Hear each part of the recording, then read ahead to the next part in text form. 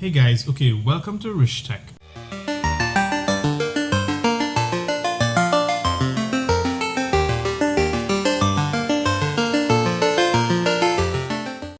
Today I want to talk a little bit about the reasons why I decided to buy the Mavic Air. I previously had a Phantom 3 and I really loved the Phantom 3 in terms of the footage and but of course, technology changing and so forth, new things came out, and when I actually flew the Phantom 3, what I was actually waiting on was something that had more sensors and was safer to fly and that kind of stuff. Today I want to talk about the 5 things that really sold me with the Mavic Air, especially after getting the Mavic Air.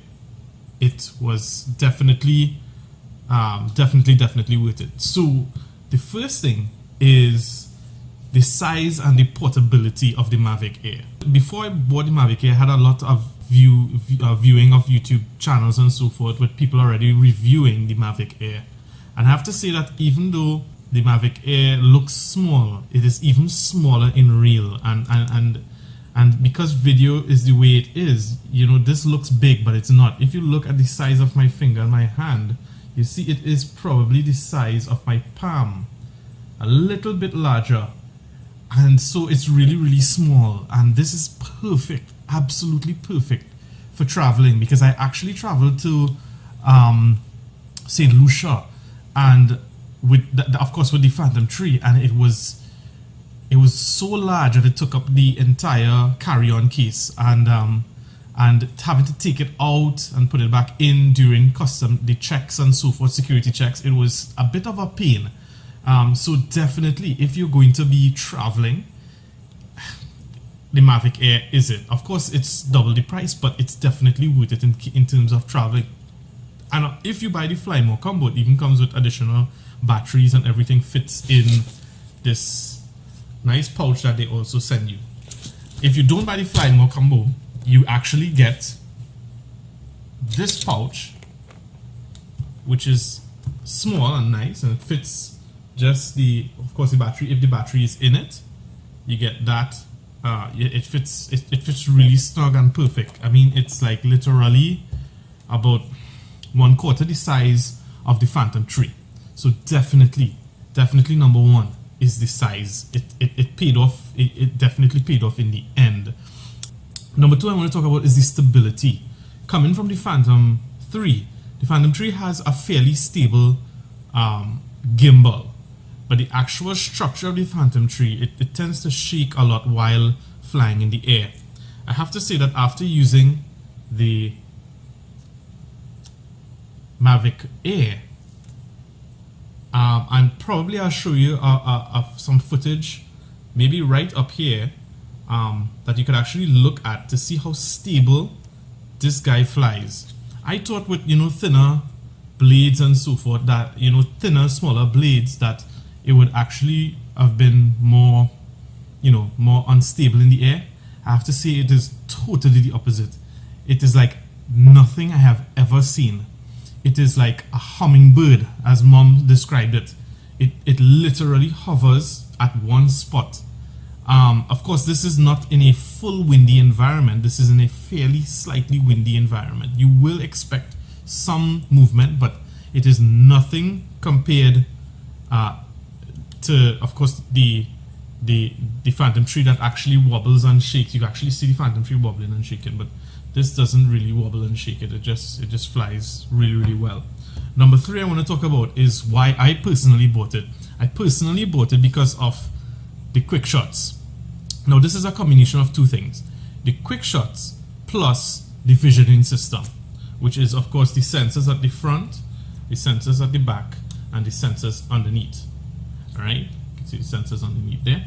So the visioning system, I honestly I'm really impressed by the visioning system. And why is that important in terms of quick shots, you may be wondering? Well, a lot of the quick shots, for example, like Droney, that flies away from you, it flies backwards. And so when it flies backwards, if I were to compare the Mavic, I'm talking about the Mavic Air, by the way. The Mavic Air flies away, it has protection in the back. So in case there's like a wall or some object of some sort, maybe even a tree to some degree, it will stop. And that's exactly what I want. I want to reduce crashes, because in the process of crashing, of course, money is being spent. Something might be damaged, like the gimbal or the blades, or maybe even perhaps the motors, the system itself, because we know when it crashes it will fall and so forth. So, and then I don't want it to fall, you know, somewhere perhaps in the sea, even though there's no objects that should be blocking in the sea. I don't want it to fall and damage and waste the entire thing. And that is it boosts my confidence to some degree, because with the Phantom I always like the drone shot, but I would never do the drone shot out. And I think that has a lot to do with the stability, as well as not having the visioning system to sort of keep things a little more safe. So the quick shots kind of does everything for you, and that's perfect for especially a beginner or someone who doesn't want to have to waste time to make the perfect shot. Because I have to tell you that things like the Helix, for example, if you get a chance, check out the Helix. I have another video which maybe you could see up here with all the quick shots, some demos of the quick shots. And when it actually has to do that spiral, it is actually a calculated spiral that it does. It does a perfect spiral, and so it's very difficult to do that manually with the control. And so instead of having to worry about the control, because you'll always be looking down, it does everything for you, so you could be naturally in your shot. And that's one of the major reasons I bought it. And I have to say, after testing it out, it was definitely worth it. I would spend this money in a heartbeat again for this drone. So number 4 I have is a very strange one. It is concerning the charging ports, the charging adapter. So at first, when I got the charging adapter, which I could show you guys here, it's a little bit bulky. When I got the charging adapter, I thought, wow, this thing is so big. Why should it be so bulky? You know, it was kind of heavy and bulky, and I thought, why not just be like a USB brick? Well, obviously, it has to actually charge the batteries, which are, of course, different voltages, 11 point something volts. And so it has to be designed a certain way to be able to handle and charge these LiPo batteries, which have a lot of power in them. And so I understand why you would need such a large charger. But what was really, really cool about this that I haven't seen anybody really mention is this adapter charges the batteries via the hub, via the 4 hub, because this is the Flymore combo, the 4 battery hub. Plus, it actually has 2 USB ports here, so it's like a 2-in-1 charger in a way. It does the proper battery charging, and it also is able to charge, for example, the remote control at the same time. And if that was not all, because it has 2 ports, it means one of the ports could be used to also charge your phone. So essentially, one plug charges your batteries, your remote control, plus your phone. And I thought that was so cool, because in a sense, that means that DJI has been thinking about their customers, and I think I might be becoming a fanboy for DJI concerning how well they designed this product. So definitely that was one of the reasons as well, and it worked out well. Actually, I didn't even know that. It's only when I bought it I realized that it was so valuable. What I should probably mention, what was so cool as well, is that the battery charger, it's intelligent. It actually detects to see what is the voltage of each battery, and the battery with the most amount of voltage, it charges that one up first, so it gets you up in the air. Basically, it tries to charge the battery that will charge the fastest, so that you could start to fly while the rest are charging, even though it does one at a time. And I understand that is a limitation of these adapters themselves. In other words, you'll have to have 3 of these adapters in order for it to charge 3 at the same time. It's definitely again worth it than having to have multiple plugs, multiple cables. It does have, you have to plug in your cables, but multiple stuff happening with different plugs and so forth. So definitely for traveling purposes where you may not have too many outlets, you could just use this. and get this going. So number 5 on the list, and I have to say, number 5 was definitely the upgrade via this camera here. It looks pretty small, right, compared as again to like the Phantom, but my goodness, the camera is amazing in terms of the 4K footage that you get. Remember, I'm coming from a Phantom 3 standard, which max has a 2.7K footage maximum, and this was the upgrade that I needed, 4K. I hardly ever use the 4K, to be honest with you. So that was just one of the reasons out of 2 with the camera. The second reason is that this thing does 1080p, 120 frames per second. You might be wondering, if you're new to what's the deal with the frames per second. Well, think of it this way. When you have 120 frames per second, it means that you can get slow motion video out of your post-production editing software. So think of it like, for every second, instead of you having 30 frames, 30 pictures flying across the screen to produce the video, you actually have 120 frames. And what that does is that when you slow down your footage, it means that it's going to be smoother. The slow motion is going to be a lot smoother than if you took 30 frames and tried to slow it down, because as you slow down 30 frames, it gets a little jerky. And so this is able to slow down at least up to 4 times. And that is so great at 1080p, because this is really what the quality that I use. I use the 1080p all the time. So that's kind of what those 5 things really impressed me. For my purposes, it did impress me greatly, and it was definitely, I have to say, definitely worth it so far.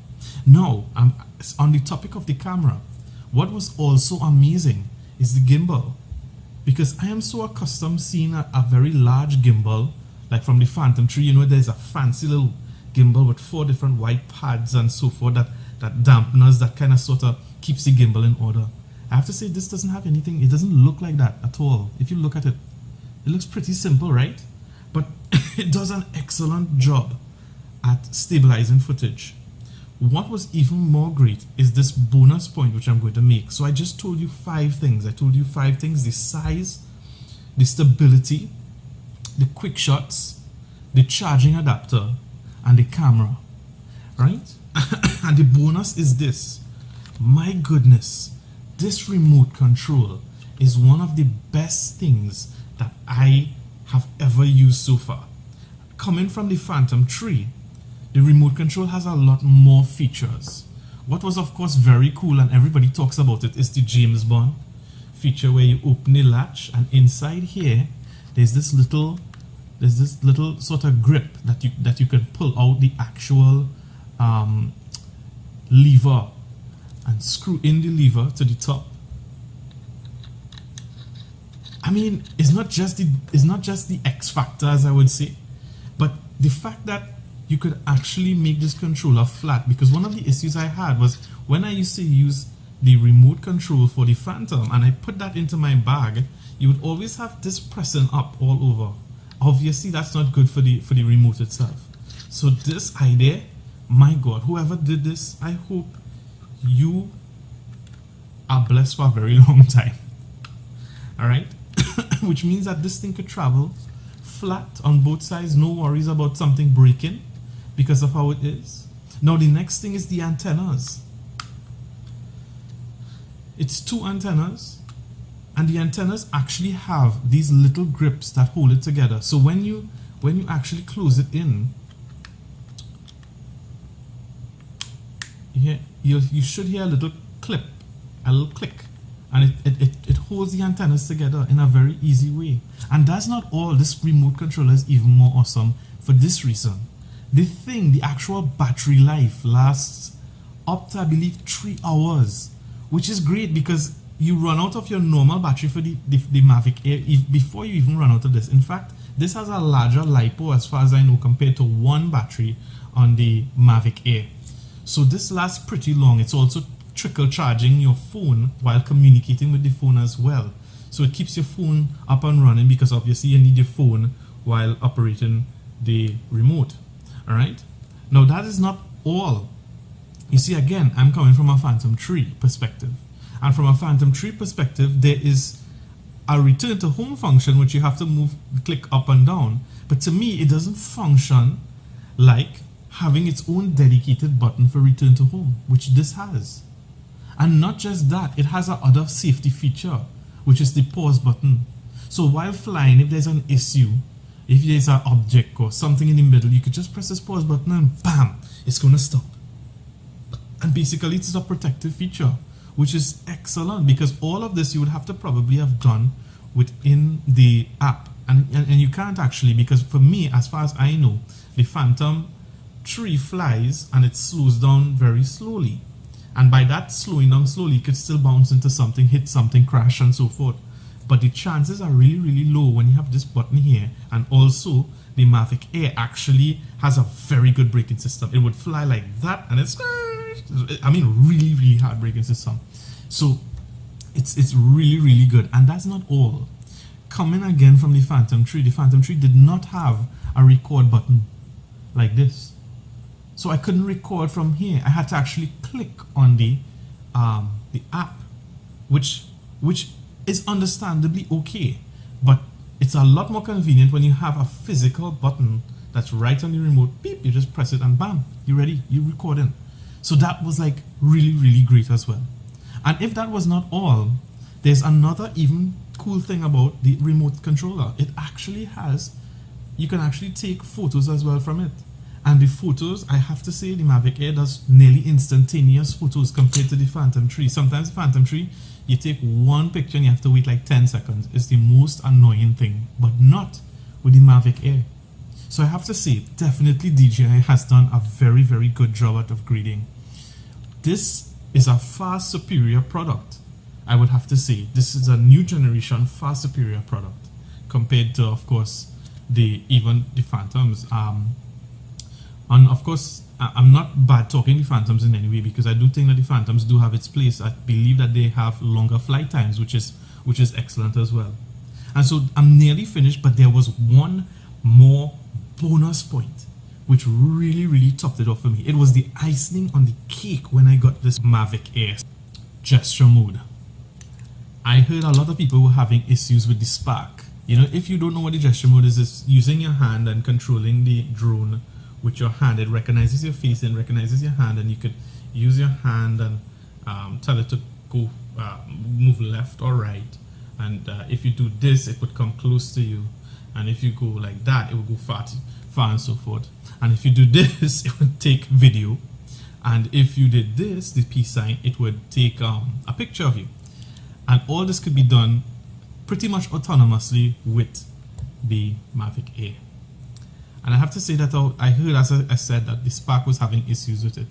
I am pleased to report that in my initial test of this guy, the gestures worked perfectly. I did actually use it with the control on. You can actually use the gestures without the control, which makes it even better, because you don't always have to be controlling it with this, with the remote and having to set up. You just power on the drone and do that. I'll have a video on gestures very soon, hopefully, God willing. So in all, it's really 7 points, but these things made it worth it. If there is just one, and the one only downside, I believe, of course, is the fact that the new Mavic 2 has zoom, whereas this doesn't have zoom, and the flight time is shorter. The average flight time on this is not really about 21 minutes, as they say. That is if you use the battery down, you know, to a level in which the battery could become degraded. I have to say that it is approximately, I believe, about 17 minutes. And 17 minutes coming from the Phantom 3 was, you know, a little bit of a letdown for me, from what I have been accustomed to. But nevertheless, it is really an awesome device, an awesome aircraft. And lastly, of course, the fact that it can fold was just another icing on the cake. So guys, thank you so much for viewing this video. I know that this might have been more of a talk video, but I encourage you to, you know, just hear what I have to say, because sometimes it's important to talk it than to show it. Hopefully, I will be able to overlay And also I want to thank you guys for, of course, viewing. Without you viewing, without you subscribing, without you hitting that bell icon, all these videos are purposeless. And of course, you know, I make these videos to be purposeful. I do this to help you guys out, to encourage you into getting something that is totally worth it. In this case, this, to discourage you from wasting your money as well. Sometimes I waste my money just so that you wouldn't have to waste your money. And you know, I just want to thank you for all the support so far. It has been like literally overwhelming in the past month. I have seen subscribers go up, which is really good for the channel. And and guys, thank you so much as well for commenting, because without commenting, I don't know how you feel about it. And so I really do appreciate you taking that time, because you know, a lot of the time people don't take the time to comment. But those of you who did comment and who did actually like, thank you so much. Hopefully in the future I'll be able to thank you in a better way. So with that being said, please stay tuned. Look out for more rich tech videos on the Mavic Air. I also have some videos on the Osmo Mobile too, if you're interested in smooth photography and smooth videography as well. There's the Osmo Mobile 2. And just stay tuned. You'll get a lot more technology coming out soon. So thanks again, guys, and I'll see you guys again soon. Bye-bye.